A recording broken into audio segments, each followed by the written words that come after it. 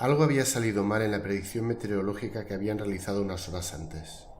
La expedición, debido a esa tormenta de nieve y viento, no había tenido otro remedio que realizar marcha atrás y volver sobre sus pasos buscando de nuevo el campamento número 3.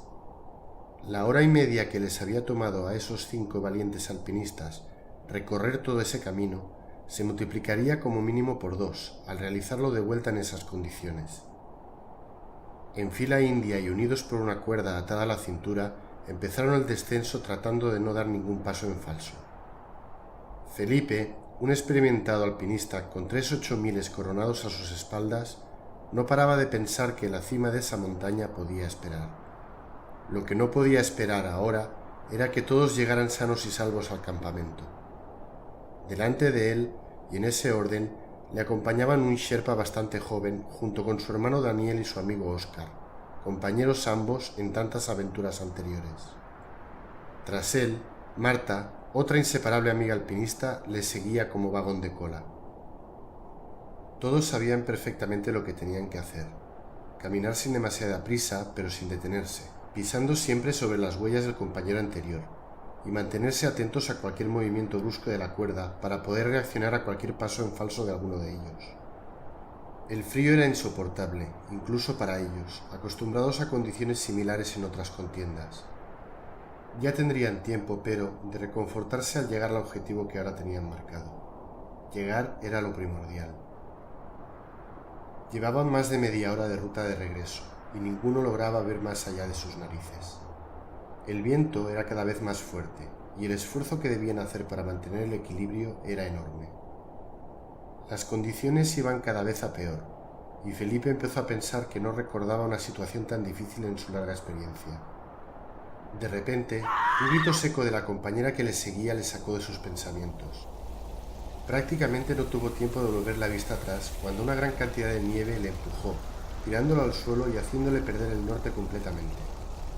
Empezó a descender, envuelto en el alud que les había sorprendido, sin saber hasta dónde lo haría ni cuánto duraría ese improvisado eslavo. Se encontraba totalmente a expensas de lo que la montaña quisiera. Por más que trataba de mover brazos y piernas para intentar alcanzar algo a lo que agarrarse, no logró hacerlo. Rodó y rodó hasta que algo muy grande le golpeó fuertemente la pierna y le detuvo al instante. No tardó en notar que la cuerda le tiraba de ambos lados de la cadera con gran fuerza. Su espalda quedó apoyada en algo firme, algo que tocó con sus manos, algo que parecía ser dura roca. Felipe sacó fuerzas de donde casi no le quedaban, y poco a poco fue desprendiéndose, a manotazos, de la gran capa de nieve que le cubría. Una vez empezó a liberarse del polvo de agua helada, empezó a oír quejidos de voces que sin duda conocía. No podía ver nada, solo escuchar los lamentos de sus compañeros. Eran lamentos de personas altamente asustadas. No era para menos, ya que la situación en la que se encontraban era totalmente dantesca. La tirantez enorme que notaba Felipe en su cadera era debida a que se encontraba apresado por la cuerda contra una gran roca situada justo al borde de un precipicio. Sus compañeros colgaban al vacío, los 3 hombres a la derecha de la roca y la mujer a la izquierda. Metros y más metros de distancia les separaban del fondo de ese desfiladero. No había salvación posible a tan extrema caída. El sherpa, consciente del peligro y desconociendo la consistencia de lo que aún les sostenía, no se lo pensó 2 veces y empezó a ascender por la soga. Eso hizo que la cuerda empezara a moverse en vaivén sobre la afilada roca. Marta, desde el otro extremo, pudo ver cómo la amarra, debido al roce, empezaba a deshilacharse, y le gritó: ¡Para! ¡Para! El joven autóctono hizo caso omiso a los gritos de la mujer, y siguió tratando de ascender hasta que llegó a la altura de Andrés. Este, entendiendo lo que la mujer quería avisar con sus gritos, intentó detenerle, pero el forcejeo hizo que la cuerda se moviera aún más. Oscar miró hacia la rocambolesca escena bajo sus pies para, acto seguido, levantar la mirada para ver el lugar donde la cuerda se estaba resquebrajando. Consciente de lo que iba a ocurrir, optó por mirar a Marta. Esta también le observó y, detectando esa mezcla de resignación y tristeza en sus ojos, volvió a gritar aún más fuerte: ¡Basta! ¡Basta! ¡La cuerda se va a romper! Esa predicción tardó pocos segundos en cumplirse y la soga se rompió. Ella vio cómo los 3 hombres cayeron sin remedio al vacío y notó, a la vez, como ella empezó también a caer. Felipe, desde arriba, liberado sin saber por qué de la atadura derecha, fue arrastrado hacia el otro lado y, aún sin entender lo que ocurría, su instinto de supervivencia le hizo agarrarse fuertemente a la roca. Este gesto instintivo sin duda le salvó, ya que de no hacerlo se habría precipitado junto a la mujer, corriendo la misma suerte que sus compañeros. El hombre, al agacharse, pudo ver a la mujer colgando de la atadura, y entonces comprendió lo que había ocurrido. Las prioridades, pero, le hicieron aparcar un momento los sentimientos que afloraban y empezó a tirar de la cuerda. Esta, también por el roce con la roca, empezó a deshilacharse. Marta lo vio y un intenso miedo empezó a apoderarse de ella. A pesar de ello, un chispazo de lucidez le hizo reaccionar y empezó a ascender. No tardó en llegar hasta el borde, y cuando la soga finalmente se partió, pudo aferrarse al brazo de Felipe. Un milisegundo más tarde y no habría llegado a alcanzarlo. El hombre, agarrándose aún con más fuerza de la roca, cerró su otra mano sobre el traje de Marta y tiró de ella hasta hacerla subir del todo. Una vez en tierra firme, Marta inspiró y expiró varias veces para recuperar el aliento. Cuando levantó la cabeza, vio a su salvador absolutamente derrumbado. Debido a su desmesurada pasión por el montañismo, había perdido a su hermano pequeño y a uno de sus mejores amigos. No podía evitar sentirse totalmente culpable de lo sucedido.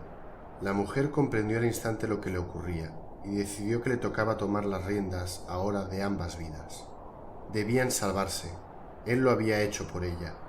Así que oteó alrededor a la vez que su cabeza bullía para saber lo que debía hacer en ese momento. Vio, a pesar de la intensa nevada, una enorme roca cerca de allí, y se le ocurrió que la mejor opción que tenían era anclar una tienda a la piedra e intentar aguantar allí hasta que amainara el temporal. Con la caída de los compañeros habían perdido casi todo el material, pero ella, por suerte, llevaba una pequeña tienda en su mochila.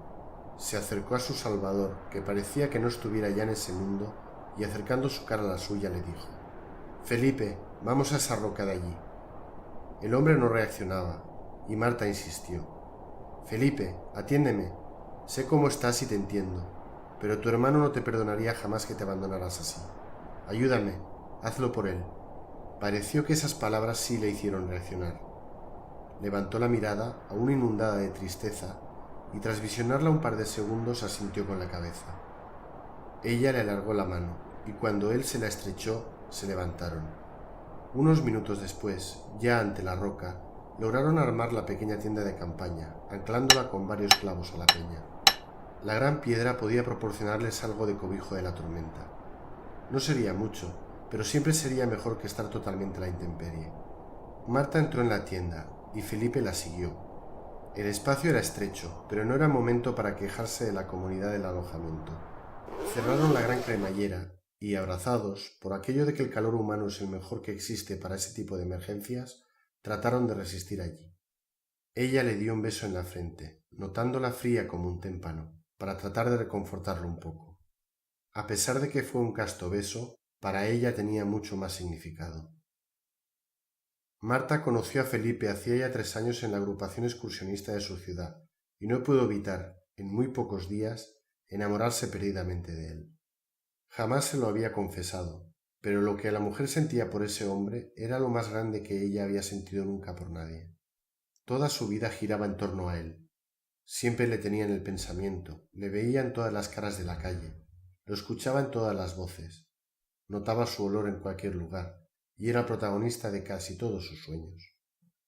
A pesar de que se desvivía por él, no había encontrado en todo ese tiempo la oportunidad adecuada o el valor suficiente para decirle lo que su corazón albergaba. En ese momento pensó que era muy probable que la montaña no fuera benevolente con ellos, y que ese pequeño espacio que les resguardaba del temporal podía ser el ahora o nunca que tanto había esperado. Le miró, comprobando que sus ojos seguían envueltos por un halo de enorme tristeza. Eso le conmovió. Dentro del alma de la mujer hubo una explosión de sentimientos, una mezcla intensa entre amor profundo, compasión y valentía. Acercó su cara a la del hombre y, de la manera más suave que le brindó el corazón, le regaló un dulce beso en los labios. Ella entregó todo su ser en ese beso, pero éste no fue devuelto. Ambas bocas se unieron, sí, pero el hombre no reaccionó como ella habría deseado. Esos labios que besó fueron fríos, y no solo lo fueron por las bajas temperaturas. La daga del rechazo implícito se le clavó en el corazón y se dejó caer en la resignación. Ya, probablemente, todo el esfuerzo hecho para salvar sus vidas había perdido todo sentido, y ambos se dejaron llevar por el agotamiento. Marta despertó en una cama de hospital. No sabía el tiempo que había pasado desde que se atrevió a besar al amor de su vida, pero su primer pensamiento fue para él. No conocía de nada a la enfermera que le estaba cambiando el suero, pero sin importarle lo más mínimo le preguntó: ¿Dónde está Felipe? La auxiliar le contestó que no debía preocuparse por eso ahora, que estaba muy débil y debía recuperarse. Ya vendrían a su debido momento las respuestas. Esa contestación no la satisfizo en absoluto, y agarrándola de la muñeca le volvió a preguntar: «Dime dónde está Felipe». La mujer, a pesar de que Marta fue muy brusca con ella, se compadeció y le dijo: «Supongo que te refieres al hombre que encontraron contigo en la montaña». «Sí, sí. ¿Está bien? ¿Dónde está?» La enfermera dudó un momento, pero pensó que en su lugar también desearía que le dieran esa información, y le contestó que estaba en la habitación de al lado, que estuviera tranquila, que estaba muy débil pero fuera de peligro. Marta, acto seguido, intentó levantarse, pero no tenía fuerzas para hacerlo sola. La asistente, apiadándose de ella, le dijo: «Te llevaré con él, pero no digas a nadie que lo he hecho. El médico ordenó que debías guardar reposo total y me la juego». Marta prometió no delatarla. Realmente le habría prometido su alma al mismísimo demonio a cambio de poder verlo. La mujer le ayudó a incorporarse, le retiró la sábana, colgó la botella que tenía conectada en un portasueros y le puso unas zapatillas en los pies desnudos. Le ofreció el brazo para apoyarse y salieron de la habitación.